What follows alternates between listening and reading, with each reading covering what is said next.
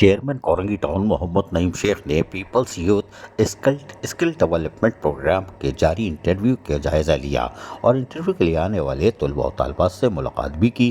اس موقع پر ان کے ہمراہ Moiz Uddin Nasir Lodhi, people's youth P S 95 کے صدر وقار لودھی اور U C information P S 95 کے صدر وقار لودھی اور انفارمیشن سیکرٹری عثمان شاہ اور دیگر بھی موجود تھے۔ چیئرمین کورنگی ٹاؤن محمد نعیم شیخ نے کہا کہ کراچی کے نوجوانوں کو آئی ٹی اسکلز کے ذریعے خود مختار بنائیں گے اور یہ کورسز جو ہے ان آئی ٹی کورسز کے لیے حاصل کرنے کے لیے نوجوانوں کو لاکھوں روپے خرچ کرنے پڑتے تھے۔